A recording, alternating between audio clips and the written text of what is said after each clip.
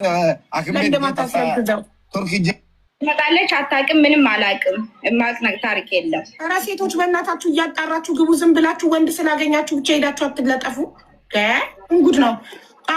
አሁን አንቺ እርጉዝ ከሆንሽ ልጁ የት ነው የሚያድገው? ለልጁ ለሚፈጠረው ጽንስ ለምን ለልጆቻችሁ ለምን አታስቡ? በጣም የሚያሳዝነው አሁን ብር ሰጠችክም አልሰጠችክም ኒካ እስካሰርክላት ድረስ ሚስት እስከሆነች ድረስ ኃላፊነት ወስደህ ሙቤ ኢቃማ አሰራላት። ታረቁ። እሷም ሰላም ነው እንደ እየፈለከኝ ነው። የሰው ቤት ካስቀመጠሽ ምን አይነት ስሜት ነው የምሰማሽ? እስኪ ንገረኝ። እኔ አልስማማማ። እኔ የሚመጥለኝን አውቃለሁ። የሰው ቤት የሚያስቀምጠኝ ወንድ ጋር ምን ያንጦለጡለኛል? በግዴታ ነው አስቀመጠኝ። እኔ ወንድ ስጠጋ መርያም፣ እኔ ወንድ ስጠጋ አቅሙን አይቼ ነው ማስተዳደር ከቻለ እኔን ማኖር ከቻለ እንጂ ወስዶ ሰው ቤት የሚያስቀምጠኝ ባልጋ እኔ ሀቢባ ልክ ይላቃል። ምሳሌ ነው አልኩ እኮ ምሳሌ ነው። በግድ ነው ያስቀመጠኝ ያለች ነው። አሁንም በግድ ነው። ያንቺ ችግር ነው ይሄ። ፈርስት ኦፍ ኦል ሰው ቤት ወስዶ ሲያስቀምጥሽ ለምን እሺ ብለሽ ትቀመጫለሽ? 5 ወር ሙሉ እኔ እንደዚህ ሰው አልመስለኝም። ጋይስ አንዳንድ ነገር ዝም ብለህ ታዝበህ ራስህ ዞሮብህ ናላ ዞሮ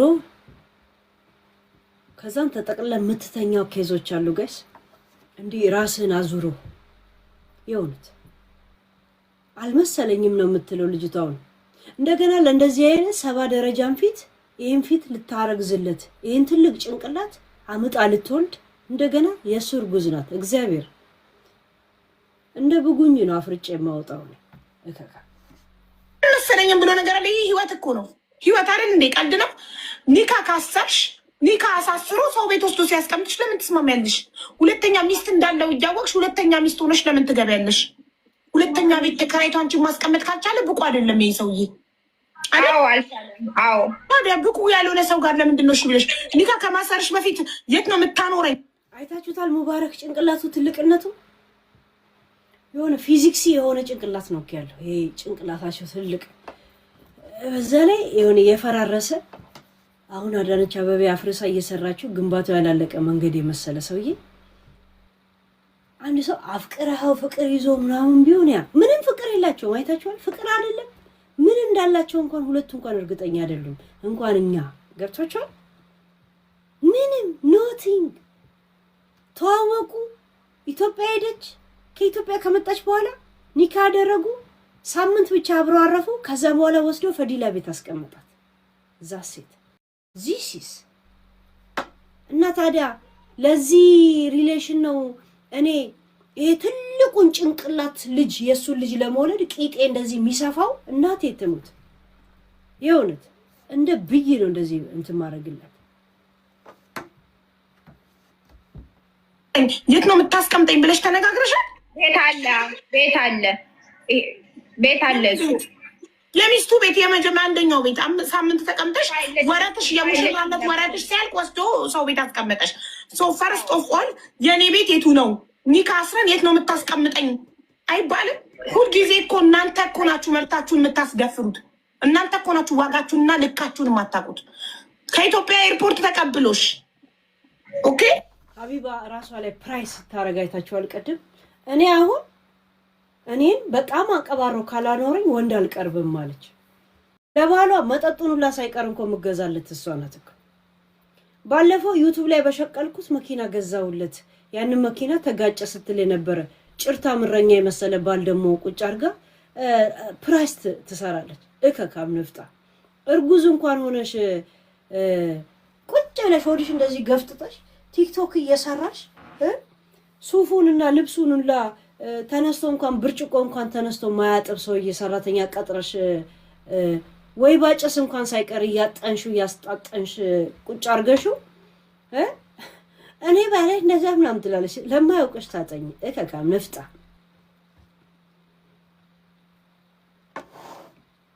ማን ነው በአሁን ታይም ልብሱ ታጥቦ ተተኩሶለት ምን ብሎለት ምግቡ እየበሰለለት ምን እየተባለ ይሄኛው ሱፍ ከዚህ ጋር ይሄዳል እየተባለ እየተገዛለት ተንቀባሮ እንደዚህ መኖርን የማይፈልግ ማን አለ? አሁን አባቴን አፈቅራለሁ ብትዩ አባቴ መጥቶ ያገባሻል በእንደዚህ ለእንደዚህ አይነት ላይፍ ማለት ነው። የእውነት እንዴ ማን እንትን ይላል? ልክ ራስሽ ላይ በጣም እንዲህ ብለሽ ምናምን ነገር ለአንቺ ሲል መስዋዕት እንደከፈለ ብጤ ድራማ ትሰሪያለሽ። ለአራሴ ብለሻል እንዴ ጌም ስታስተበትቢ ስትዩ የነበረው እከካ ምን እንትን የኤምባሲ ሹፌርኛ ደሞዙ ስንት እንደሆነ አናውቅም እንዴ? በኢትዮጵያ ላይፍ ስታንዳርድ ነው እኮ የሚከፈለው፣ ሌላ ነገር ነው። እኔ 3 አመት አምባሳደር ጋር ሰርቻለሁ። የኢትዮጵያ ሳይሆን ለዛው የኢራቅ ኤምባሲ እኔ እስታውን የነሱ ወረቀት አለ። እስታውን ያለውበት ከተማ ኤምባሲያቸው ቢኖር እዚህም ኤምባሲ ስላለን እናስተላልፈሽ ሲሉኝ እነሱ ያሉት ሌላ ከተማ ነው ያሉት እዚህ ዘጋዎች። አይኖ አምባሳደርና ኤምባሲ ስራውን አውቀዋል። ደሞዝ የሚከፈለ በኢትዮጵያ ላይፍ ስታንዳርድ ነው የሚከፍል ዛሴት ምንድነው? ባልሽ እኮ ጥቅሙ ምንድነው? ጠፍተው የሚመጡ ጠለብ ሰራተኞች አሉ ሀበሻ ኤምባሲው ራሱ አምባሳደሩ እነሱን ከማግኘቱ በፊት ይተቃቀሱና ሰራተኛ እንፈልጋለን ለሚል አረብ ወስዳችሁ ትሸጧታላችሁ። ዛሴት እንደዚህ አይነት ስራ ነው የሚሰሩት ሾፌሮች ምናምን። ገና ኤምባሲ ግቢ ሳትገባ እነሱ ደግሞ የኤምባሲ ሰራተኛ ያገኙ መስሏቸው ወይ መዳሞች ያምናሉ። ሄዶ ስራ አገኘሁልሽ ብሎ ሰራት እንትን ነው የሚያስቀጥራት። ከዛ አንድ አረብ $4000 ሙሉ ከአፍሪካ ወይ ከምን ሀገር ለማምጣት የሚከፍለውን ክፍያ እዚሁ $2000 ሰራተኛ ያገኛ ማለት አይደለም። ከዛም መታ ደግሞ እንደዚህ ተበደልኩ ወይም ደግሞ እንደዚህ ችግር ደረሰብኝ እንዳትባል እዛ ኤምባሲ አካባቢ እንዳትደርስ ከዘበኛው ጋር ተመሳጥሮ ኮቴዋን የሚሰብሯት እዛ ኤምባሲ አጠገብ እንዳትደርስ።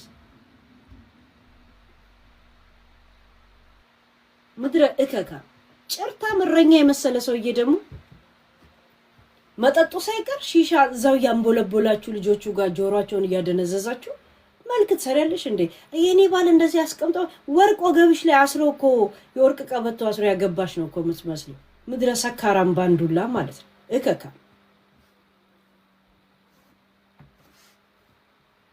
ተቀበለሻ ለሱ ብዬ መጣው 19000 ድርሃም ይዤ ሄድኩትን 21000 ድርሃም 2000 ድርሃም ብቻ አጥፍቼ 19000 ድርሃም ይዤ መጣው አልሽ። ማስረጃ እስካላየው ድረስ እኔ ምንም ነገር ያለ ማስረጃ እኔ እሷ ስታወራ በነገራችን ላይ ትሰለቸኛለች። እኔ አሁን ኬዙን ብቻ ነው የምፈልገው ጋይስ። የተሰማቸው ወላሂ ይበልካ ማስፈቀድ ነበረብህ ለሚስት ዘይት ተዘጋጅቶልኝ ስንት ነገር ተዘጋጅቶልኝ የተረፍኩ ወንድ ነኝ። ኧረ በእናትሽ ሀቢባ ዘይት ሊደፋብህ ነበር። ተይ ያልኩሽ ሀቢባ እኔ እነግርሻለሁ በውስጥ ብዙ ነገር ውስጥ ነኝ እኔ። እንኳን አላህ ተረፈ። ግን ለሌሎች ወንዶች መማሪያ ትሆናለህ። ጥሩ ነው ለሚስታቸው ሳይናገሩ። አሁን እሷ አርግዣለሁ አለች፣ እሱ ደግሞ እኔ አላስረግዝም አላት። ምክንያቱም እንቁላሉን አስበትኖታል መሰለኝ እንደ ቦምቢውን እንደ በንጂ አይዶን ነው በትኖታል፣ ወይ እንደ ጭርት በየግድግዳው ላይ ነው መሰለኝ ያለው አይዶን ነው። ምን አስቦ እንደሆነ አላውቅም። ወይ ከእንግዲህ መውለድ አትችልም ተብሎ አስቋጥሮታል መሰለኝ፣ ወይ ራሱ ቀቅሎ በልቷቸዋል መሰለኝ አይዶን ነው። እንደዛ አለ። እርግጠኛ ሆኖ አወራ አይደል? ሀቢባ ላዘልላት ብያችን ፓርት አዘለልኩት። የእውነት ይሄ ምራቅ እየደፈቀች የምታወራው ነገር አንዳንዴ እንዴት እንደሚያስጠላኝ የሚገርማችሁ። ሚስታቸው ለሁለተኛ ሚስት የሚያገቡ ወንዶች መኪና ውስጥ ነው እያደርክ ያለሁት ብለሽ ታምኛለሽ? አሁን እኮ ጥሩ ነው፣ በጣም ጥሩ። ይሄን እኮ መናገር አለበት አይደለም? ምንድን ነው ወስድ ከመቀስ ተባሪራለሁ በሷ መኪና ማለት ነው። ደብቄ ከዚህ ቤትም ሙባረክ ማለት በጣም ውሸታም በጣም ጊዜ ጠብቆ እዛ ቦታ ላይ አንገቱን ለማሳየት የሚጣጣር ሰው ነው። አይታችሁታል። በጣም ደግሞ ፍጥጥ ያለ ውሸታም ሰው ነው። ከፊራ ጋር ይመሳሰላል ባህሪያቸው። በጣም ውሸታም፣ አስመሳይ፣ ቀዳዳ ነው። ስንት ኦሮሞ እንዲጠላ ካስደረጉ ሰዎች አንዱ እሱ ነው። ኦሮሞ ነኝ እያለ አሁንስ እኔ ኢትዮጵያዊ ነኝ ማለት ጀመረ። አይታችሁታል። ያኔ ኦሮሞ ኢትዮጵያዊ እንዳይል እንኳን አይታችኋል። ጆከር የሚባለው የፍየሌ ልቃሚ የኦሮሞ ልጅ ገና ለገና እንደዛ በካሜራ እያሳዩት እንደዛ ሲገርፉት እነሱ እዚህ ለተሰዳደቡት አንድ የኦሮሞ ልጅን እንደዛ ሲያሰቃዩት በካሜራ እነዚህም ደግሞ በምትክ ብለው የሆነን የአማራ ልጅ እንደዛ ሲያሰቃዩት ለነሱ ሚዲያ ላይ ለሚሰዳደቡት በመድር ላይ በስንት መከራ በስንት የመን ተሻግሮ የመጡትን ገና በስነ ስርዓት ጫማ እንኳን ያልገዙትን ወንድሞቻችንን እንደዛ ሲያሰቃዩአቸው ምታት ማረበለው ዶይ እንከፈላለን ምናምን የሚለው የአማራው ልጅ እንዲቀጠቀጥ እሱ ነበር ሲያረግ ነበር። የኦሮሞ ልጅ ደግሞ እንደዛ ሲገረፍ ደግሞ እኛም እንደዚህ ነን የሚለው የነበረው ያፍየለ ነበር። ገባችሁ? ያ አሁን ነው ሁለት ጌምና ምናምን የቀጠሮ ከተጫወተና ምናምን ከሆነ በኋላ አሁን ኢትዮጵያዊ ነው መጫወት ጀመረ። እንደገና ደግሞ እኔ ጉዲፈቻ ነኝ ማለት ሁላ ጀመረ ማለት ነው። ጉዲፈቻ ነኝ ማለት ጀመረ። እነሱ ሆዳም ቁሻሻ። እኔ የኦሮሞ ልጆች የኦሮሞ ጥራት እንዳለበት ብጤ የማንም ስሙን የሚያሰድበው ማንነቱን እንዲጠላ ከሚያደርግ ሰው ቁጭ አጠገቡ ሲል ግርም ይለኛል። እንደዚህ አይነት ሰው ነው የሚፈልገው። በነገራችን ላይ ምን አገባኝ ሰኔ እሺ መውጣት ፈልጋለሁ ብዬ ነው ነገርኩ። አይ ነው እኔ እንትና ነው ምናምን ብዬ ሌላዎቹን እሱን ስለምጠላው ሌላውንም ዘርበራው ምጠላ ስለሚመስል እንጂ አይ ነው ይዝ ስልጤ ነው ስልጤ እንትን ማሜ የኛ ማሜ ስልጤ ነው የሆነ ግን ይሁን ስልጤም የኛ ልጆች ናቸው። ግን እሱ የሚሄድበት መንገዶች በጣም ነው የሚያስጠላ። ስልጤን የሚያስጠላበት ፖለቲካ አያወራም። አይታችሁት ከሆነ ያው ኦሮሞ እንዲጠላ የሚያደርግበት ፖለቲካና አካሄድና ወሬ ላይ ነበር የሚያወራው። አያ ዘሩ እንደዚህ ዲፌንድ ያደርጋል ከጥላቻና ከፖለቲካ ዞር ያለ የሚያወሩት ማለት ተደግፈው ነው ወይ ይሄው የፈረደበት ኦሮሞ ወይ የፈረደበት አማራ ላይ ዛሴት ያ እንዳ እያንዳንዷ ብታዩት እንደዚህ ሰው ልጅ ግን የሚያስጠላ ምላስ ደላላ ምላስ ያለው ልጅ ይው አንድ አይነት ከፊራ ጋር አንድ አይነት ሌቦች ቁሻሾች ሸራዬ ይፈቅድልኛል አለ ሚስቱን ደብቆ አግብቶ እሺ ሌላም ደግሞ ሚስት ትመጣለች እንደገና ሌላ ስለ ሸሪያ እንኳን ለማውራት ሃይማኖትን የሚያውቅ ሰው እዚህ ሚዲያ ላይ አለ።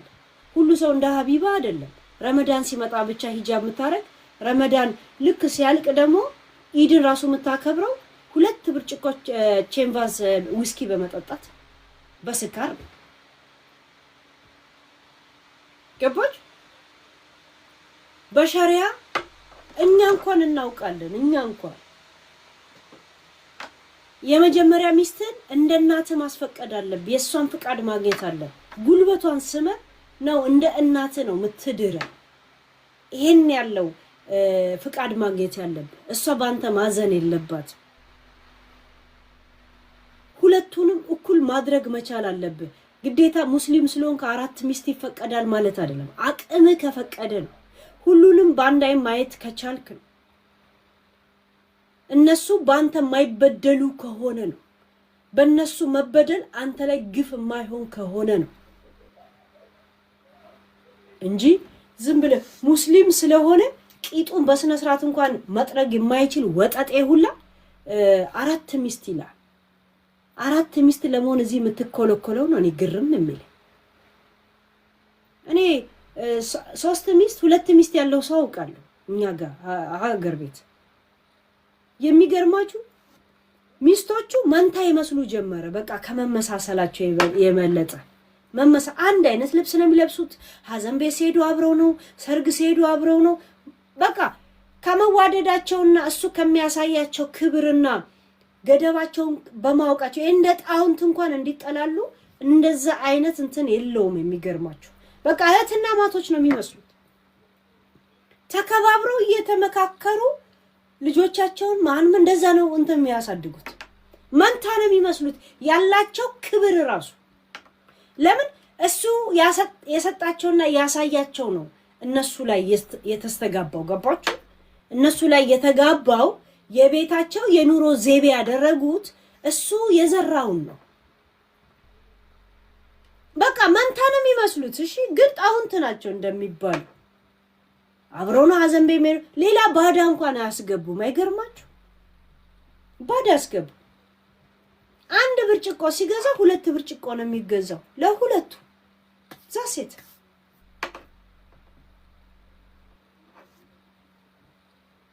ሚስቱ ሳታውቅ ሄዶ ውሽማ ይዞ ለዛውም እንደዚህ አይነት ተከርቸም አብሯት እንኳን አንድ ሳምንት አብሯት እንትን ያላለ ሸሪዓ ይፈቅድልኛል እኔ ሙስሊም ነኝ።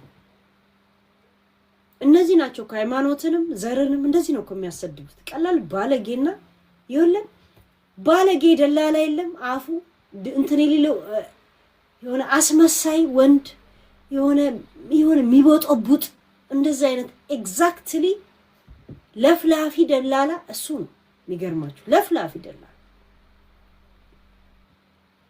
እርግጠኛ ነኝ አሁን ዱባይ ሄደው የነሙኒትን ዓለም ለመቀላቀል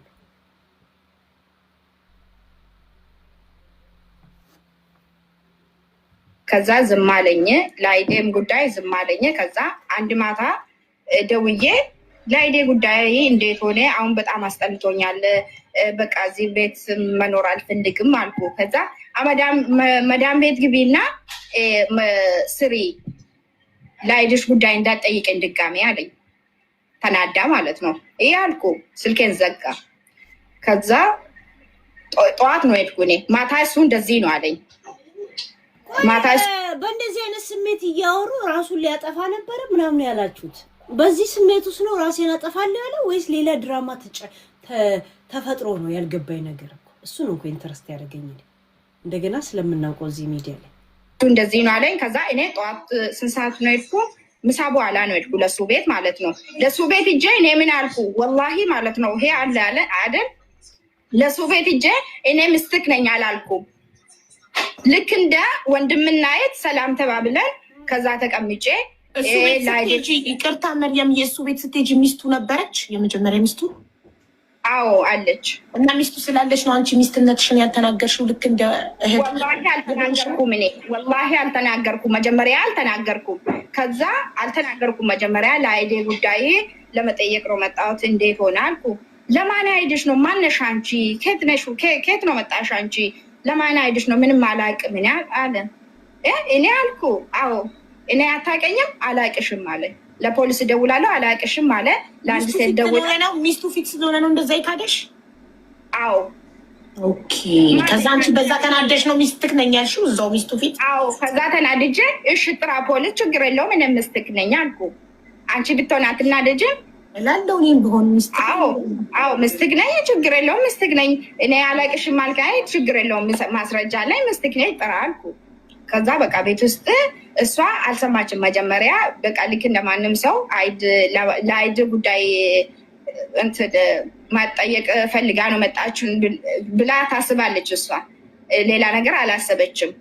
ከዛ ይህ አለች እኔ አንቺ ለስራ ነው መጣሽው እዚህ ሀገር ወይስ ለማግባት ነው መጣሽ አለች። አይ እሱ ነው አመጣኝ ለማግባት ነው ምናምን አልኩ፣ ነገርኩ ለእሷ ማለት ነው። ከዛ በቃ እሷም ተናዳለች። እንዳትወጪ ተቀመጪ አለች ምስቱ ማለት ነው። እዛ ተቀመጪ ያለች? አዎ ተቀመጪ አለች። አዎ ከዛ ምስትክ ናት አይገባሽም አለ ለሱ ማለት ነው። አንቺ ዝም በይ አይገባሽም እጂ አለ። ይገባኛል እኔ ምስትክ ነኝ እሷ ምስትክ ነው እያለች ነው አታወጣም አለች። ከዛ እኔ አልወጣም አልኩ እኔም ከሷ ጋር ማለት ነው። ከዛ በቃ አንድ ጎደኛ አለች ለሱ ጎደኛ መጣ በቃ እንደዚህ አይነት ነገር ጥሩ አይደለም ና አንቺ ስሜት ውስጥ ነው አለች ምናምን ብላ አወጣኝ ከሱ ቤት። ከዛ አይዴ ለመጠየቅ ነው መጣሁት እንጂ እኔ ለሌላ ነገር አይደለም። ለምንድን ነው እንደዚህ የማደርገኝ አላውቅሽም አንቺ ማነሽ አለኝ። በጣም ነው ተናደድኩ ብዬ ለቀስኩ። ሰው ናት አይደለ? አትውጪ ማለቷ አንቺ ሚስት ነሽ እኔ ሚስት ነኝ ነይ እዚሁ ተቀመጪ ማለቷ ጥሩ ሰው ናት። አዎ ከዛ በቃ ለሱ ጓደኛ ቤት ሄድኩ። ከዛ እኔ ቁጭ በዚሁ አብረን እንነፋታለን አለቻት ሚስቱ። የትኛዋ ሚስት ናት አሁን ጋይስ? አሁን እኮ ከኢየሱስ ከመምጣት በፊትና ከመጣ በኋላ እየተባለ ካሌንደር እንደሚቆጠረው ሁላ የትኛው ሚስቱ በፊትና ከየትኛው ሚስት በኋላ እያለን እንኮ ካሌንደር መቁጠር ነው የቀረን በዚህ ሰውዬ። የትኛው ሚስት ነች አሁን አብረን ቁጭ ብለን እዛው ቤት ያፈራውን አይነት ገበታ ያቀረበችላት? ጋይስ ጥሩ ነው ግን አብረን እንብላ እንደሚባለውላ አብረን እየተቋደሰን እናፋ አሪፍ ነው፣ ደስ ይላል። የትኛዋ ናት አሁን ያለችው ናት? የመጀመሪያዋ እቺ ልጅ የወለደችለት እሱን የምትመስላለች የሆነ እንደሱ ፊቷ ሰፊ የሆነ ሴትዮዋለች። የፊታቸው ስፋት ከኑሮ ጋር ኑሮ ክብድ በደበረ ሰዓት ሙባረክን ስታየው የበለጠ ነው ኑሮ የሚከብድ። መብረቅ ያወረደብን የሚመስል በሀካ የወረደብን ማነው ሰሚራ ማነች አሚና ማነች ምናምን ምን ነው ማውቃቸው ነው ጀስት ግን አንደኛ ሁለተኛ ሶስተኛ እያላችሁ ዝም ብላችሁ ጥሩ እንጂ የታባታቸው ነው ማውቃቸው። ይሁን ግን አንድ ልጅ ይዛ አንድ ቀን ኤርፖርት ላይ ሲቀበላት ያዩት የፊታቸው ትልቅነት ምናምን ይመሳሰላል። እህቱ ሁላ ትመስላለች። እሱ ለምንድን ነው እንደዚህ የምታረጊ አለኝ። እኔ ለሌላ ነገር ብዬ አልመጣሁም፣ ለአይዴ ብዬ ነው መጣሁት። ትላንትና ደውዬ እንደዚህ ነው አለኝ። በጣም ነው ተናደድኩ። ለምንድን ነው እንደዚህ የማደርገኝ? አሁን 3 ወር ሞልቻለሁ ካንስሌሽን የሰጠሁት ለምንድን ነው የማልጨርሰው አልኩ። በቃ ካሁን በኋላ እኔን ጠይቄ እሱ እንዳትጠይቅ። ለምን አንገቴ ላይ ገመድ ገብቶ መንገድ ላይ አልጎተተም በመኪና ማለት ነው። ስሜን አጥፍታለሁ፣ ሪከርድ አድርጋለሁ። ወላሂ በህግ እንጠያቃለን። ስሜን አጥፍታለች፣ በህግ ጠይቃለሁ። ይሄ ዱባይ ያለ ህግ ግን ከሩቅ አስጠላኝ። ህጉም ራሱ ዱባይን የጠላሁት እኔ በነቡቺ ምክንያት ነው። ገባችሁ? አዳሜ ልክ በህገ መንግስቱና በስነ ስርዓትና በምን እንደሚሄድ ብታይ ህገ መንግስቱን ተይ እንደ ህሊና እንዳለው ሰው እንኳን የማይኖር ሰው ሁላ የህግ ወጥ ስራ ላይና ምናምን ላይ እየተሰማራ ቡና ቤቱ ላይ እየሰራ እየተገተረ እየዋለልን ከዛን ይላል የዱባይ ህገ መንግስት ቀልድ አይደለም እንደዚህ ይላሉ ምናምን። እዚያ ውጭ ሀገር ብትኖሩ ግን እንዴት ልትሆኑ ነው ጋይስ?